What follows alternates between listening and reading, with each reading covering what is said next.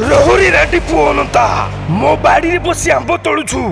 ଆମର ଛୋଟିଆ ଗାଁ ଗୋପପୁର। ଗାଁ ଆଗରେ ଶିବ ମନ୍ଦିର, ପାଖକୁ ଲାଗି ବଡ ପୋଖରୀ। ପ୍ରାୟ 40ରୁ 50 ଭିତରେ ଘର। ଦୁଃଖ ସୁଖରେ ସଭିଏ ଭାଇ ଭାଇ। ଗାଁର ସବୁ ଲୋକମାନେ ନିଜ ନିଜର ଜୀବିକା ନିର୍ବାହ କରି ଚଳନ୍ତି। ହେଲେ ୟା ଭିତରେ ଆମେ ଛାଡ଼ିଗଲେ ଆମ ମାଉସୀ ଦେବକୀ ଗୌଡୁଣୀକୁ। ଗାଁ ଗୋଟା ଯାକର କ୍ଷୀର, ଦହି, ଛେନା ସେ ହିଁ ଯୋଗାଏ। ଦହି ନବ ଦହି, କ୍ଷୀର ନବ କ୍ଷୀର। ସ୍ୱାମୀ ତାର ହଇଜାରେ କେବେଠୁ ଆରପାରିରେ। ଖାଲି ବାପ ଛେଉଣ୍ଡ ପିଲାଟାକୁ ଅନେଇ ବୁଢ଼ୀ ବାଟ ଚାଲିଛି। ପୁଅକୁ ତାର ମାତ୍ର 30, ହେଲେ ଆଜି ଯାଏଁ ସେ ମା ପଣତକାନି ଛାଡ଼ିନି। ବାଳୁଙ୍ଗା ଭିତରେ ବାଳୁଙ୍ଗା, ସେ ଦଣ୍ଡା ବାଳୁଙ୍ଗା।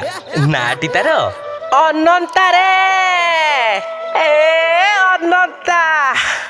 ମା କୋଳରେ ବସି 100 ପ୍ରକାର ବ୍ୟଞ୍ଜନ ଖାଇବା ପରେ ବି କାହା ବାଡ଼ିରୁ ଆମ୍ବ ତ କାହା ବାଡ଼ିରୁ ମକା କିଛି ବି ଛାଡ଼େନି।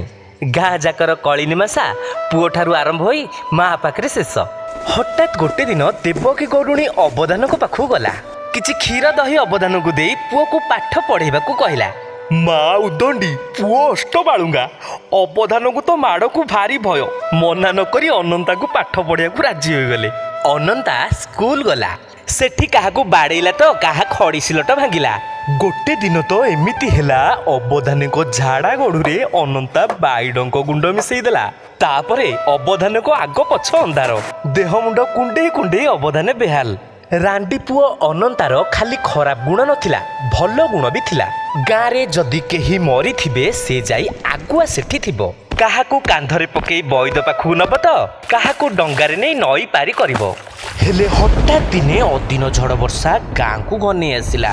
ପ୍ରାୟ ଗୋଟେ ସପ୍ତାହ ଧରି ଝରି ବର୍ଷା ଲାଗି ରହିଲା।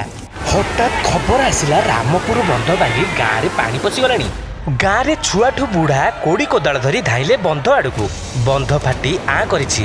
ସତେ ଯେମିତି ନିମିଷକ ମଧ୍ୟରେ ଗାଁଟା ପାଣିରେ ମିଶିଯିବ। ଗାଁ ଯାକ ଲୋକ ଫାଟକୁ ବନ୍ଦ କରିବା ପାଇଁ ମାଟି ଉପରେ ମାଟି ପକେଇ ଚାଲିଥାନ୍ତି। ଆ ଭିତରେ ଆସି ପହଞ୍ଚିଛି ଆମ ଅନନ୍ତା। ମୁଣ୍ଡରେ ବଡ଼ କବାଟକୁ ମୁଣ୍ଡେଇ ଆସି ପହଞ୍ଚିଛି ନଈ ବନ୍ଧରେ। ଫାଟ ଥିବା ଜାଗାରେ କବାଟକୁ ଜାବୁଡ଼ି ଧରି ସେମିତି ଛିଡ଼ା ହୋଇ ରହିଲା। ଆଉ ଗାଁ ଲୋକମାନଙ୍କୁ ରାଗି କହୁଥାଏ, ଆରେ ଶୀଘ୍ର ମାଟି ପକାଅ, ଆରେ ଆହୁରି ପକାଅ, ଆରେ ଜଲ୍ଦି ପକାଅ। ବନ୍ଧ ଫାଟ ବନ୍ଦ ହେଲା।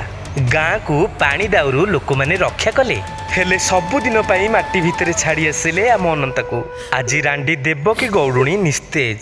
ହେଲେ ରାତିରେ ସବୁ ଗାଁ ଶୋଇ ସାରିଲା ପରେ ଦେବକୀ ଗୌଡୁଣୀ ଖୋଜେ ଅନନ୍ତାରେ। ଏଭଳି ମଜାଦାର ଭିଡିଓ ଦେଖିବାକୁ ସବସ୍କ୍ରାଇବ କରନ୍ତୁ ଆମ ଚ୍ୟାନେଲକୁ ଏବଂ ବଛା ବଛା କାହାଣୀର ସମ୍ପୂର୍ଣ୍ଣ ମଜା ଉଠାନ୍ତୁ।